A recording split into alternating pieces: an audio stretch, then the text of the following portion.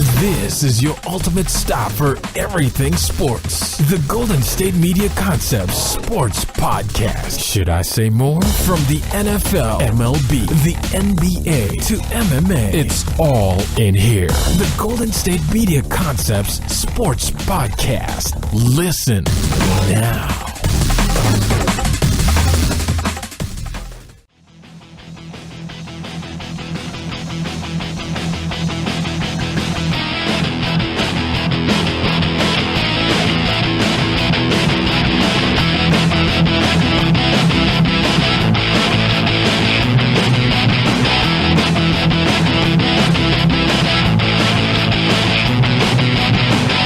All right, and welcome to the GSMC Sports Podcast. This episode is brought to you by the GSMC Podcast Network, and as always, I am your host, Jesse Tapia. All right, you already know what the first segment's got to be about. You don't need me to tell you. Obviously, it's going to be Urban Meyer. We'll be talking about that. Also, I think I got a little answer for the whole Jim Tressel, why did he get fired, but Urban Meyer didn't. So like I said, we'll cover all that stuff. I'll give my thoughts on it all. Second segment, the NBA is trying to come up with some... Actually, you know what? Second segment, we'll talk MLB. Third segment, we'll talk NBA. They're trying to come up with some rule changes. I mean, obviously, we've seen rule changes not really be too great in the NFL. NBA, a little bit more progressive, usually do things the right way. But some of them seem kind of out there. So we'll talk about that. And then for the fourth segment, we'll talk about anything else going on in the world of sports. Tiger Woods and Phil Mickelson, they're going to be having their one-on-one match right after Thanksgiving. It's going to be on pay-per-view. If you're watching on BR Live too, but you got to pay for that through pay-per-view. I mean, as much as I don't want people to buy it, I know everyone is. So we'll talk about that along with anything else going on. So, I mean, let's just get right into it. Urban Meyer. Been on paid leave since what, August 5th? Or is it unpaid leave? He was on administrative leave, whatever they call it, for about 2 weeks.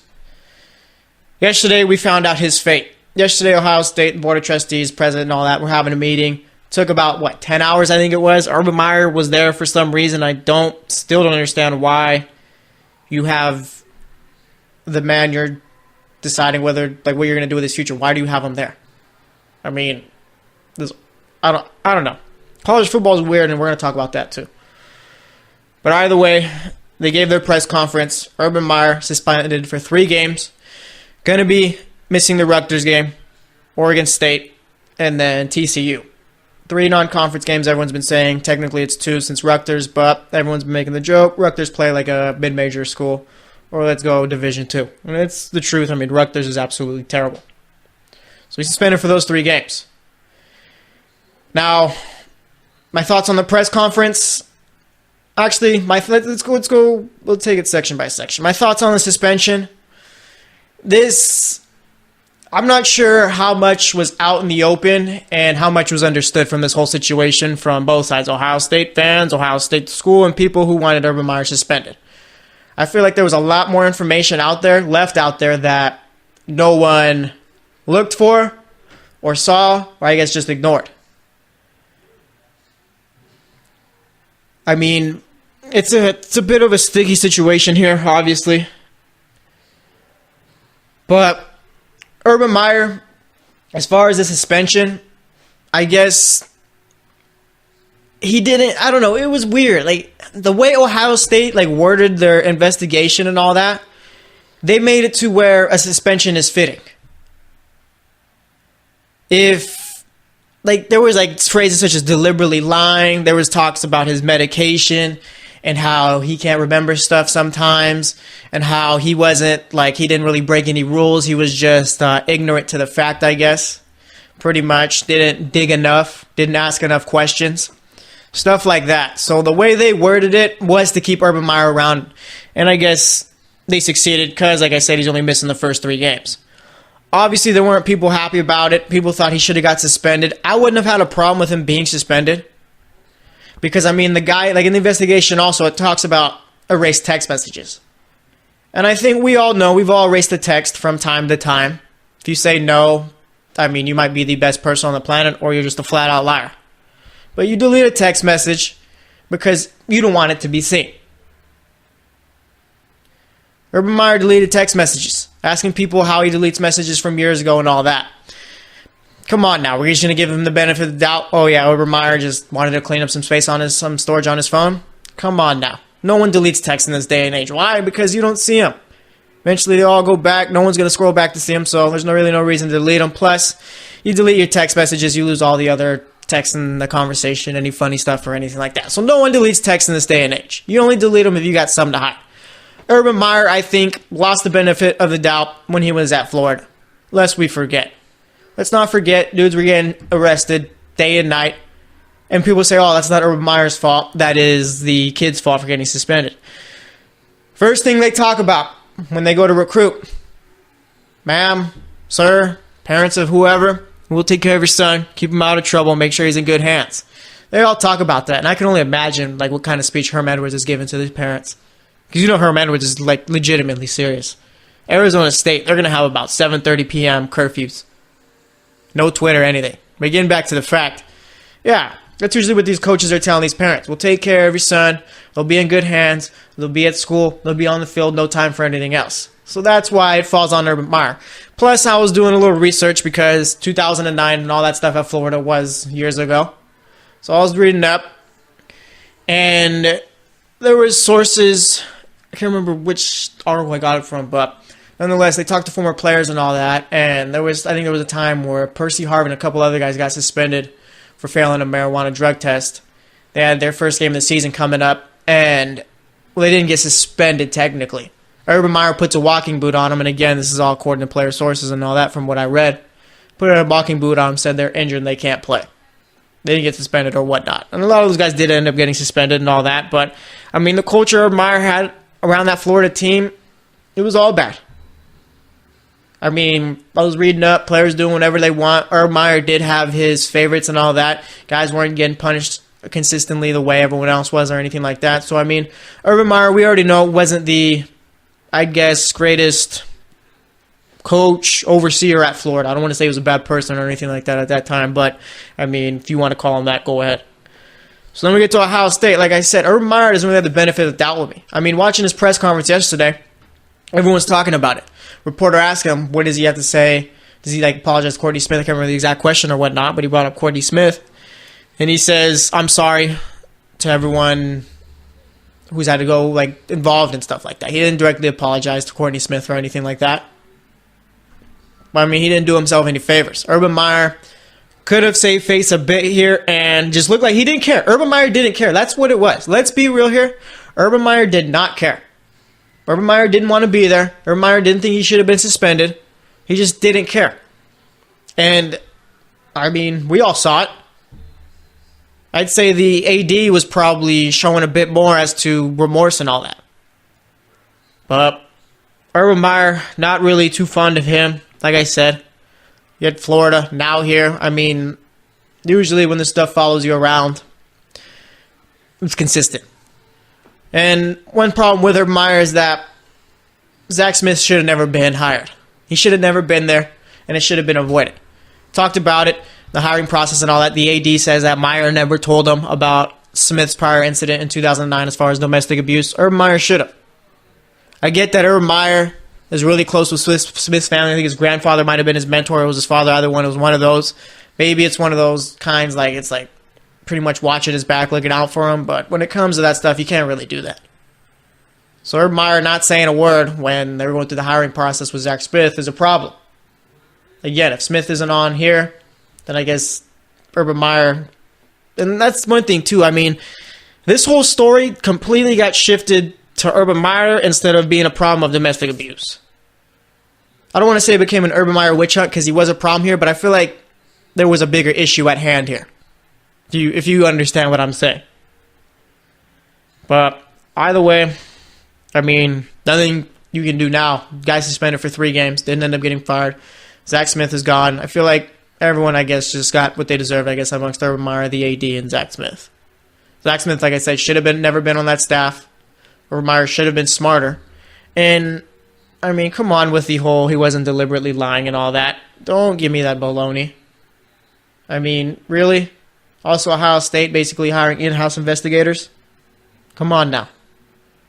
So now, we talk about college football as a whole, Jim Tressel and all that. So Jim Tressel, everyone's bringing up, why did he get fired? Why didn't he just get suspended? Why did Urban Meyer just get suspended and not fired? There's this thing in the world people are really obsessed with. It's called money. Urban Meyer and Ohio State, I guarantee, are bringing in much, much more millions than Jim Tressel was when he was there with Ohio State. And college football, I think I'm starting to come to terms with why I'm not a huge college football fan and why I'm a bigger fan of the NFL. Both organizations is terrible, or NCAA and NFL terrible, but mainly talking about college sports and all that. It's all corrupt. I mean, you look at it, all that matters in college football is winning and making money. Okay, and I look at the fans of college football, looking at Ohio State fans for this instance, not necessarily just specifying on them, but just from this one instance. When Brett McMurphy just first reported the story, you already had fans talking about Urban Meyer didn't do anything. Brett McMurphy is one of the worst college football journalists. He doesn't know anything. He's a liar, all that. Before anything came out. Just blindly supporting the coach. I don't get that. I don't understand it. I don't understand how these fans can get so attached and be so just, like I said, just turn the blind eye and just instantly defend no matter what before any facts have really came out. And I mean, if we're going to keep it real here, a lot of these guys and fans, guys and girls, a lot of them probably couldn't even get into the schools they root for. And they're just blindly showing their support. That's what I don't like about college football. No one's really held accountable. It's all corrupt. Urban Meyer was 8-5 or whatever every season. He would have got fired.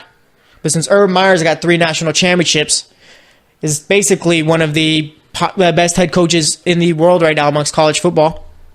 Like I said, bringing in money, program's doing well. You're not going to fire him. That's what it's all about here, money. It's a bit ridiculous, but it is what it is, I guess. So, I guess now, honestly, all we could do is just move on from this situation.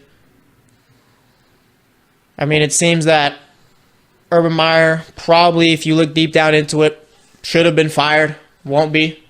Zach Smith's gone. The media is going to get over this story in maybe a week or so, week and a half, 2 weeks at the most. Story's going to be Urban Meyer coming back after the TCU game. What's Ohio State going to do? Ohio State wins ball games. We move on. It's a cycle. So, I don't know. College football, like I said, the NCAA, it's all corrupt.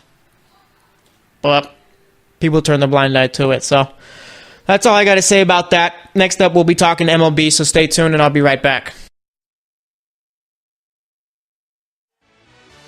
Are you looking for the very best NFL and college football podcast? Then check out the GSMC Football Podcast. Get the latest football news both on and off the field. From the NFL Draft to trades to the rumor mill to the NFL Combines. They got you covered. That's GSMCpodcast.com/football-podcast. Get updates on college rivalries, game day insights, and much, much more. It's football talk the way you want it. This show eats, sleeps, and breathes football. Don't forget to like them on Facebook and follow them on Twitter. Visit GSMCpodcast.com for more info.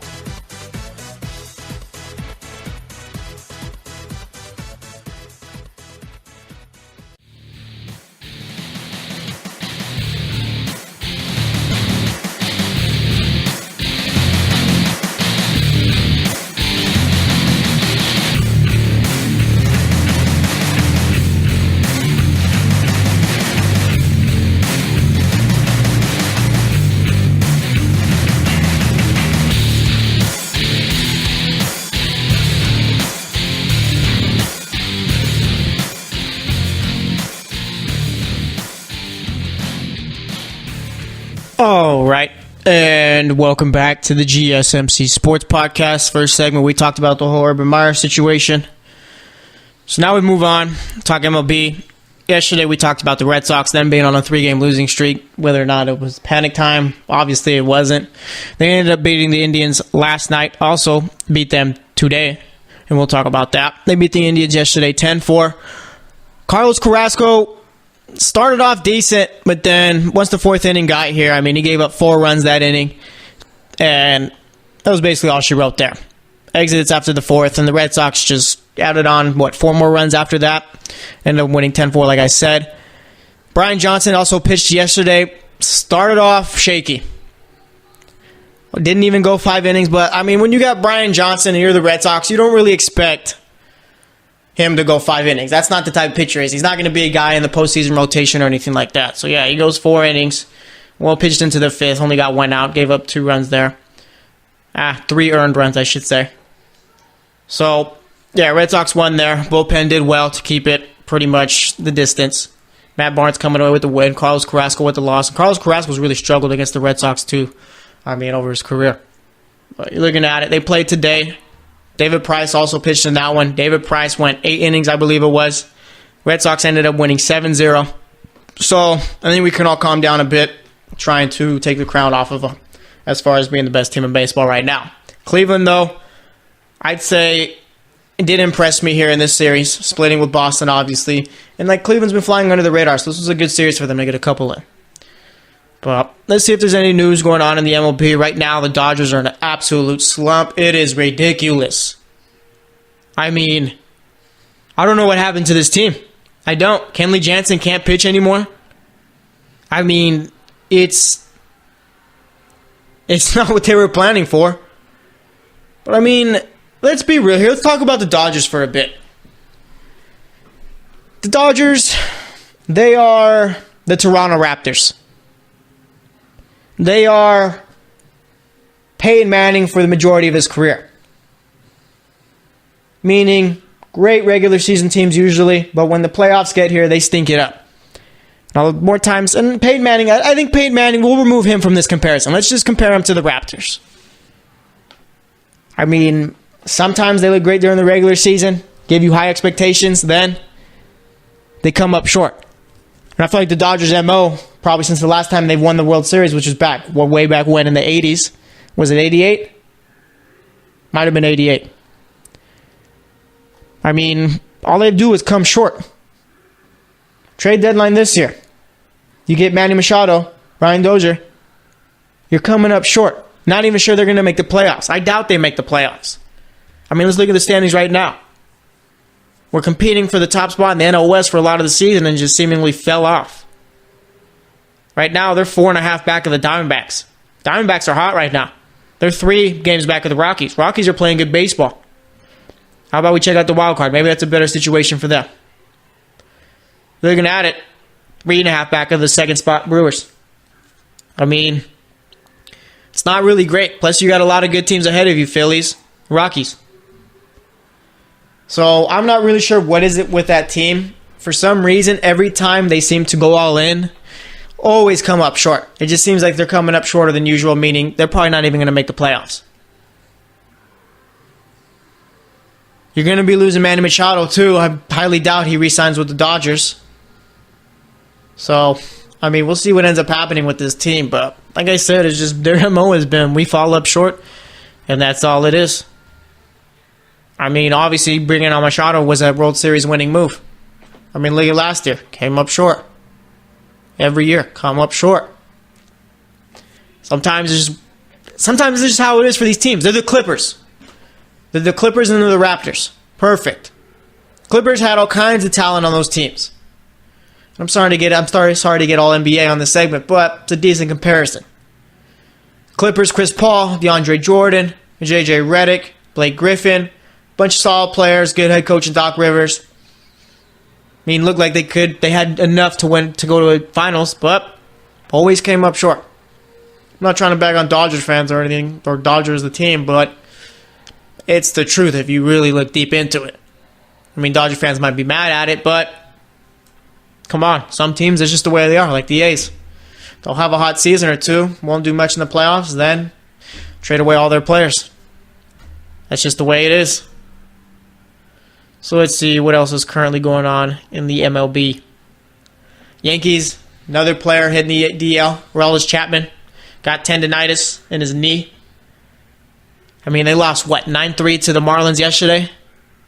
That's not really part of Derek Jeter's plan here. I mean, he shipped off Giancarlo Stanton for basically nothing. Figured he was just trying to help the Yankees there, but yeah, they ended up losing. Like I said, I think it was 9-3. Lance Lynn, his first bad start with the Yankees since he got traded there. Kind of like a Nathan Eovaldi thing. A couple of good starts and then just run really bad one. But, I mean, you look at the Yankees, they just got to limp through. That's all they got to do. Right now, I think they've done enough to build themselves a sizable lead in the wild card to, I guess, get through this little problem. I mean, Stanton's been hitting well. So was Hicks. Greg Bird is absolutely terrible when it comes to hitting the baseball. So, I mean, the Yankees, they still got talent, but like I said, it's like really on a thread now. They can't really afford to lose any more guys. And like I said, they got to limp through it. I mean, I'd say the division is out of reach. Wild card, you want to hold on to that top spot just so you get the home field advantage at Yankee Stadium, whether you're playing the Astros or the A's. And I mean, that's got to be tough playing in the wild card round, and you got to go against Houston, who won the World Series last year, A's team who was just absolutely ridiculously hot, and no one knows why. I mean, it's crazy. So, we'll see what happens with the Yankees, but like I said, and their problem is, too, they can't beat these bad teams. I don't know why. I think they've done relatively well against Boston. They've both been pretty even against each other. I mean, the Yankees got nearly 80 wins for a reason. They don't lose to the Baltimores of the league, the Tampa Bay Rays of the league, the Marlins right here. Maybe they're up there with Boston. That's what it is, I think. Boston's been handling the top competition, doing well, but also making slight work of the sorry teams of the MLB. I mean, you really shouldn't be struggling against these teams here. But I guess it's baseball, and I mean, baseball's weird. You can't really predict what goes on. Actually, let me look. That reminds me. Let me look at my beginning of the season standing predictions, what I had. I believe I had Boston winning the AL East, Yankees in the wild card, so that's working out. I did have the Indians in the Central, the Astros in the West. Only bad pick was I had Minnesota winning the second wild card spot there. National League, I think I had the Nationals. Winning the division. I think I had the Phillies in the wild card. Cubs winning the Central. And then if I'm mistaken, I think I had the Diamondbacks winning the division, the Rockies finishing the wild card, I think. I can't remember exactly. I have to go back and listen to that episode, but I'd say I'm doing pretty well. But either way, let's see what was going on yesterday for the rest of the MLB scores. Obviously, it's not just the Yankees, Red Sox that are playing all the time. But I mean, I see people get mad about that too, that they're always on Sunday Night Baseball. You guys got to realize how this stuff works. Yankees and Red Sox got massive fan bases. They're going to bring in the ratings and dollars. That's why it happens. Sorry, your little team from, sorry, Milwaukee. You guys don't play on national TV too much. Milwaukee doesn't have a big rating or market. It is what it is. It's the way it just happens. But yesterday for Wednesday, Blue Jays beat the Orioles 6-0. White Sox beat the Twins 7-3. Brewers beat the Reds 4-0. A's dropped one against the Rangers 4-2. Astros beat the Mariners 10-7. Astros were up 9-1 in that game, so the Mariners did well to give them a bit of a scare, but, scaring's not going to get you wins. Nationals beat the Phillies 8-7. Phillies are on a bit of a slump here. Braves beat the Pirates 2-1. The Braves are not on a slump. Braves are actually playing really well. Like I said, Red Sox beat the Indians 10-4. Cubs beat the Tigers 8-2. Mets beat the Giants 5-3. Man, this season went really bad for the Giants after that trade deadline, let me tell you. Like I said, Marlins beat the Yankees 9-3 there. Rays beat the Royals 6-3. Rockies beat the Padres 6-2. Diamondbacks beat the Angels 5-1. Cardinals once again beating the Dodgers 3-1. Let's look at today's games. Looking at the ones that are currently in progress.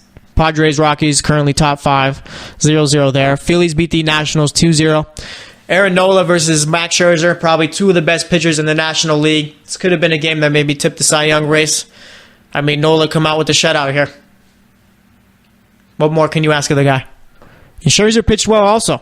Didn't really give up too many hits. Phillies ended the game with only 3 hits. So, I think everyone got what they wanted there, except for the Nationals fans, obviously. Like I said, Red Sox won 7-0 against the Indians. Red Sox fans got to get off of David Price. Dude has been absolutely on fire lately. I get there's a whole entitlement thing where David Price needs to be whatever you want him to be, but it doesn't really work that way, so there's that. Tigers beat the White Sox 7-2. Giants beat the Mets 3-1. Poor Jacob deGrom. Dude's got a 1.71 ERA, and his team just stinks, so he can't get any wins. those are all the games that have taken place today. We got Braves, Marlins starting up, Royals, Rays continuing, Cubs, Reds, A's, Twins. So those are the games going on later tonight. So we're going to wrap it up here. Next up, we're going to be heading over to the NBA. So stay tuned, and I'll be right back. Check out the show that's built on the MMA, from the UFC to extreme cage fighting. They got the fights covered. Check out the GSMC MMA podcast. Get the latest news on past or upcoming fights. Join us as we talk to and about some of the biggest names in the MMA, past, present, and future. When it's the fight game, there's just one show to check out. GSMCpodcast.com/MMA-podcast. Don't forget to like them on Facebook and follow them on Twitter. Visit GSMCpodcast.com for more info.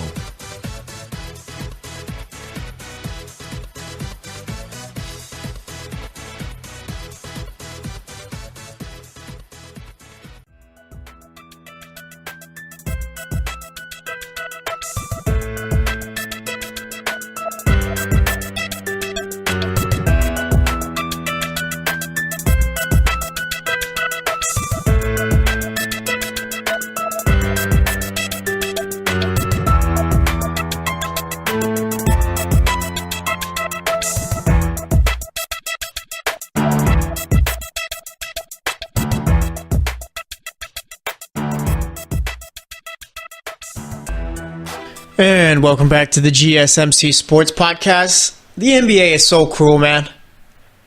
What I mean by that, you look at the preseason schedule, you see they're going back to Seattle.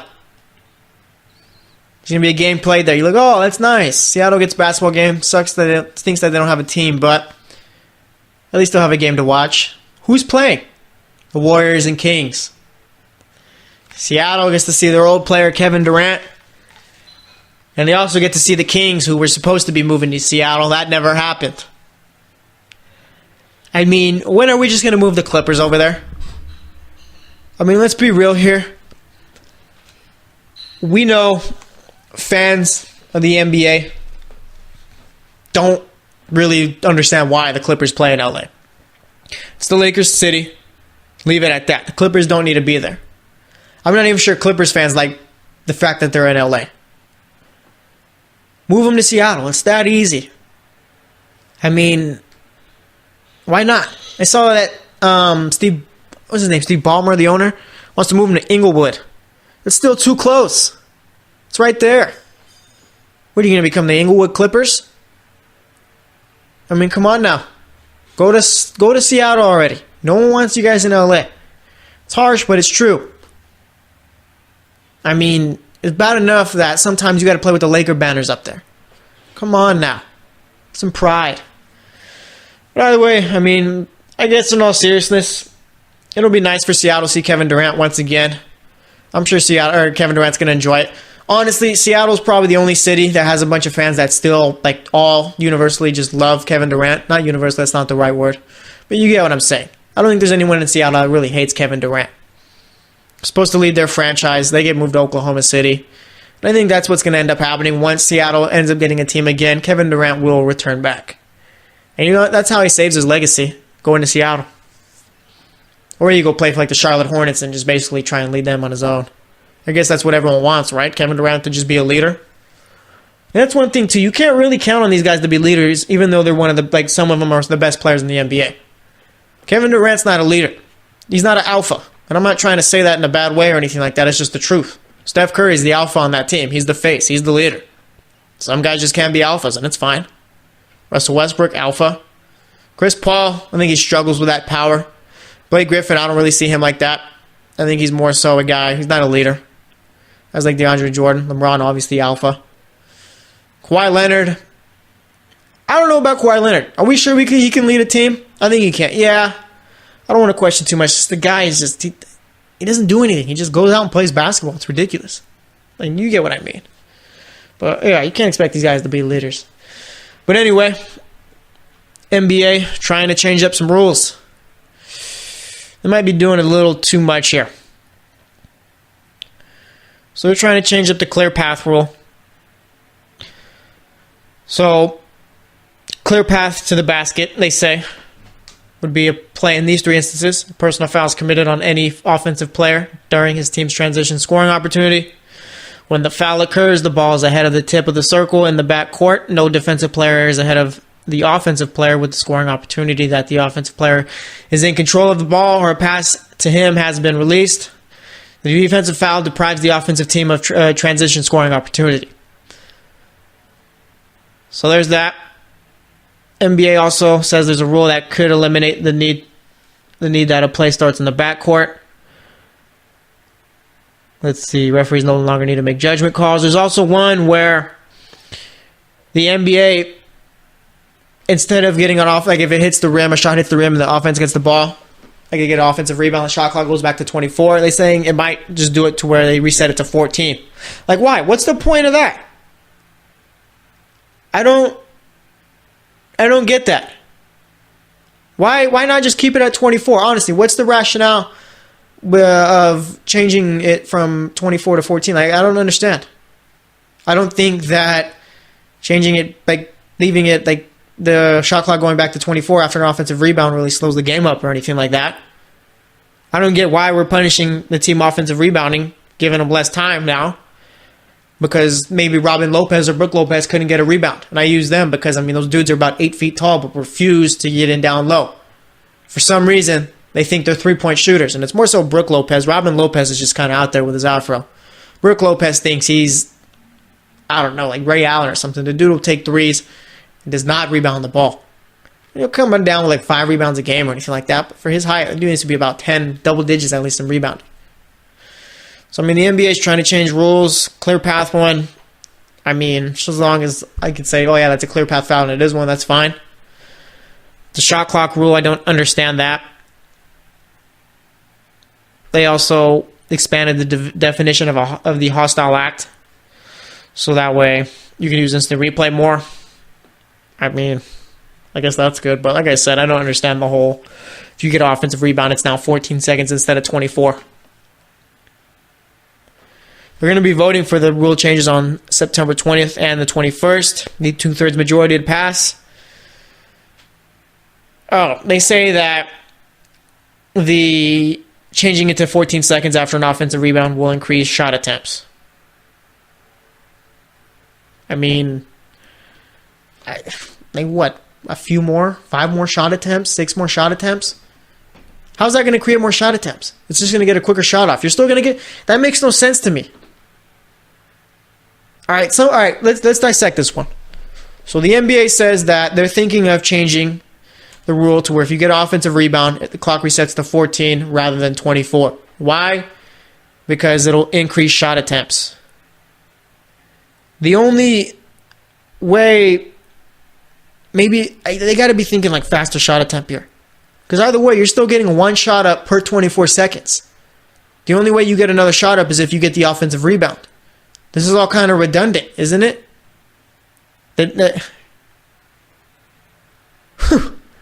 Am I just, my mind in a pretzel right now or something?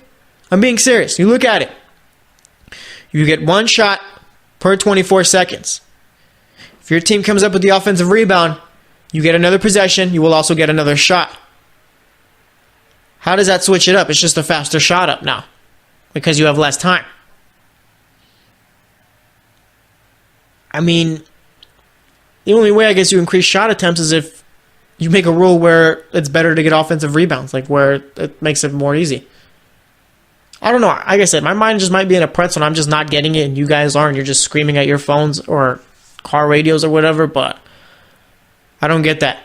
I don't get the whole more shot attempts. That doesn't make sense to me. And like I said, I could be missing something here, but I'm a bit confused.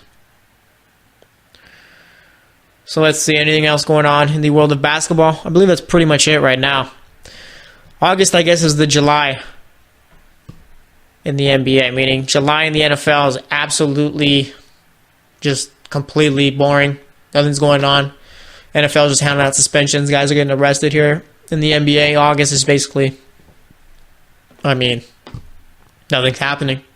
I guess September might be that way also, but let's see. Kyrie Irving got a new name. Let's check out this story right here. You're going through a naming ceremony in North Dakota by the Standing Rock Sioux tribe, I'm assuming that's how it's pronounced. Kyrie Irving is exploring. I'll say that. Yeah, so his new name is Little Mountain. That's the name they gave him. I like Kyrie Irving, how he does this stuff. I mean, opens up the world a little bit more. Dude's just exploring. People give him a lot of grief for it for some reason. People always talk about the flat earth thing. Kyrie Irving doesn't believe the earth is flat. Kyrie Irving just questions stuff. That's no problem. I mean, really, we've gone our whole lives basically listening to what older people have told us. No one really questions anything. That's a bit dangerous. Me, I try to question as much as I can.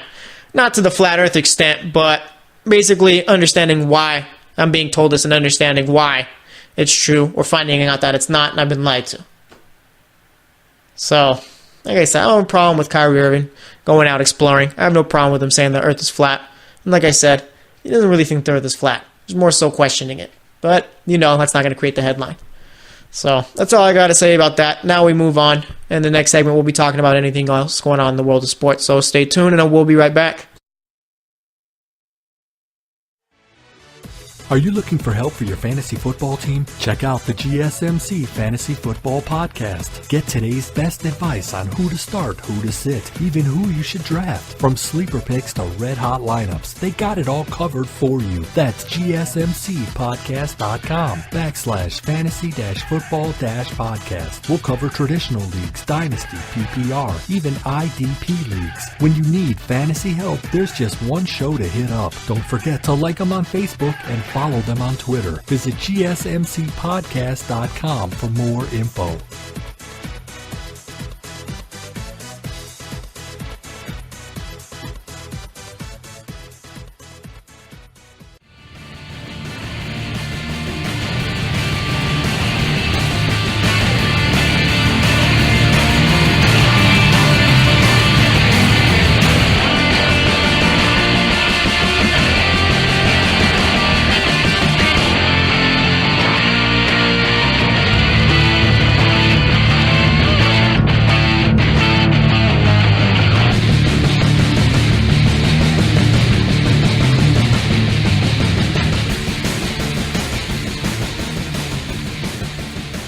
All right, and welcome back to the GSMC Sports Podcast. So, we're just going to get into this fourth segment. We've talked about the whole Phil Mickelson versus Tiger Woods match supposed to be happening. It is, Thanksgiving weekend in Vegas. I'm looking at the flyer right now.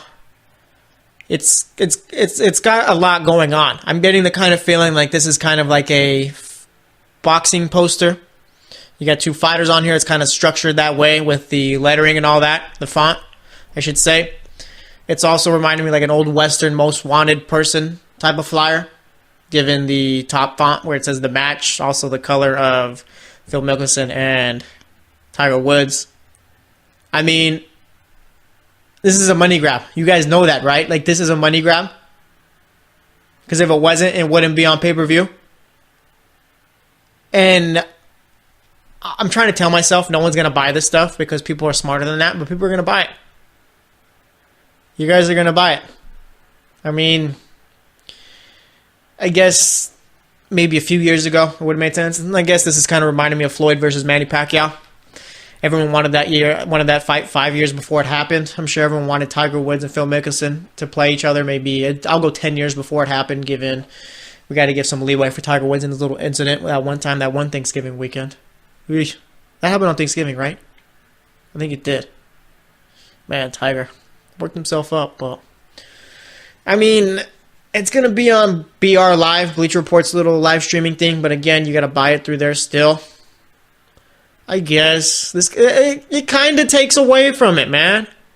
I would have watched Tiger Woods versus Phil Mickelson, but there's no way in the world I'm taking money out and buying it. There's no way I'm giving my card information to pay-per-view to buy this. This isn't a fight. I only pay for boxing and UFC fights. You think I'm going to pay to watch two people golf? And I mean, on the surface, you think, well, yeah, there's no way people are going to buy this, but you know there are. It's ridiculous. And, I mean, you had anyone else there besides Tiger Woods? Yeah, no one's buying it. You do Rory McIlroy versus Phil Mickelson, no one's paying a cent. But since it's Tiger, I mean, it's going to get buys. I'm curious how many buys, too. I wonder, like, what's the bar we're setting at for this? Do you think 100,000 buys is right? Or do you think, like, I have no clue where to set the bar at here. I mean, because you figure Tiger Woods gets millions of views when it comes to the majors and all that. I'm thinking, they're not. I don't know. This is tough. You got to think of all the factors. It's Thanksgiving weekend. Black Friday is the day after Thanksgiving. Everyone's going to be spending their money buying stuff because it's on sale. Maybe that does help Tiger. People have more money to buy the pay-per-view. It's tough. I feel like Vegas is the perfect place to do it at, though. I feel like in Vegas, they don't really abide by the rules that the rest of the country does. Like, Vegas is absolutely ridiculous. I've only been once. I was like a little kid, but I think I've learned enough to know. Vegas is just Vegas. That's all it is. You don't really claim it. But we'll see what ends up happening. I mean, like I said, people are going to buy it. I'm not sure really what the bar is set at as far as how many pay-per-view buys would be a success. I say, I guess, 100,000, but even then, I mean, I don't know. That's a lot of people buying to watch two people play golf. So we'll see how that goes. But like I said, I am disappointed. I wish it was like on NBC or something like that. Would have been much funner that way. Also, I would have watched it. But whatever, Tiger. You don't want me to, I won't. Fine. Who cares? So we look, and remember, Paul George was supposed to be a Los Angeles Laker. At least that's what I was told for like the last 2 years. That didn't happen. Paul George signed with the Thunder as soon as he could, literally. I guess the Lakers weren't too happy about it. They were, quote, pissed, unquote, that they didn't have the opportunity to pitch to him. Paul George said LA was mad at him, that he didn't give Magic Johnson a meeting. He said he gets it, but says he knew where he wanted to be, didn't want to waste people's time. I paraphrase that quote. Nothing wrong with Paul George not giving LA a meeting. Nothing at all. Nothing wrong with it. What he just said on that podcast makes all the sense in the world. You know you're going somewhere. Why are you going to go and waste time? That's pointless. Lakers fans yelling, oh, we got LeBron. You got to realize, these players, it's not all about winning for them. And I think that's something that kind of gets lost. Fans think these guys are out here trying to win championships and all that. And sure, some of them are. Some of them are just trying to enjoy their time in the NBA and get paid. Paul George might be one of those guys. He already did his time with Indiana, leading them. Got him to an Eastern Conference Finals a couple of times. Now, he says he enjoys playing with Russell Westbrook. Says Russell Westbrook makes him a better player. They seem to be good friends. Plus, he's making a lot of money there. There's no problem with it. More power to you. I mean, you're really going to get mad at someone for wanting to enjoy where they work? And think about that. If you're a fan and you get mad at players for going where they want to go, you're really getting mad at someone for going to a place where they're choosing to work for the next couple of years. You're mad at them for choosing where they want to do their next job. Does that make sense at all? No, it doesn't. But I guess people get mad. And I'm curious to see how Oklahoma City does this season. I really think Melo not being there is going to make them so much better. And I try not to hate Melo or anything like that, and I don't. But, I mean, let's be real here. The guy isn't that good anymore. Maybe it was just one of those where it's like he doesn't really fit in with Oklahoma City, and that could be the case. We'll see what he does with Thunder, but, I mean, come on now. Let's see what else is currently going on in the world of sports. Jarvis Landry made some comments in an interview we'll probably get into real quick, unless there's anything else I need to talk about. So, Jarvis Landry, the guy can't stop talking about the Miami Dolphins. Says that Adam Gase traded him to Cleveland so that way his career could die. I mean, from what I saw, Adam Gase and the Dolphins let Jarvis Landry negotiate with his agent, where like him and his agent negotiated where he was going to go, like talk to different teams and all that. Jarvis Landry had the permission to go out and talk to different teams along with his agent, like I said. So that doesn't make sense to me. But Jarvis Landry, like I said, I mean, since he's left Miami, he's just been talking about him constantly. Like it's literally a weekly occurrence. There's something new. I think one of them was about Ryan Tannehill said he doesn't work with his receivers during the summer. That seemed to be false. And then there's a couple of other things. It's been more so taking shots at the quarterback, but now here's the Adam Gase shot here. I like Jarvis Landry. I think he's a top 10 receiver. Not too many people agree with that. I don't think too many people watch him. I mean, it was easily the best player on the Dolphins offense the last couple seasons. And people will say, oh, that doesn't mean much. Yeah, I get what you're saying there. But, I mean, I've seen the guy. He makes plays. Sure, he doesn't run deep routes or anything like that, but he's a nice yards after the catch type of guy. So, there's that. I think that's pretty much all that's going on in sports right now. We've covered it all. I mean, the big story out there is Urban Meyer. Not too many people are happy about it. And you're seeing ESPN, they're kind of going against Urban Meyer here, kind of making him out to be the bad guy. And I understand. I get it. But he's only out 3 games, and like I said, once he's back, the story's going to be forgotten. Does this affect his legacy? The way college football is right now, no. It's too corrupt. And until we get things fixed up, it'll always be that way. So that's all I got to say about that. Thanks for listening to the GSMC Sports Podcast. Today we talked Urban Meyer, MLB, NBA, and then for this segment we talked about a bunch of different topics. So, like I said, thanks for listening to today's show. As always, I am your host, Jesse Tapia. I will be back tomorrow, so stay tuned, and I will talk to you guys later. You've been listening to the Golden State Media Concepts Sports Podcast, part of the Golden State Media Concepts Podcast Network. You can find this show and others like it at www.gsmcpodcast.com. Download our podcast on iTunes, Stitcher, SoundCloud, and Google Play. Just type in GSMC to find all the shows from the Golden State Media Concepts Podcast Network. From movies to music, from sports to entertainment, and even weird news. You can also follow us on Twitter and on Facebook. Thank you, and we hope you have enjoyed today's program.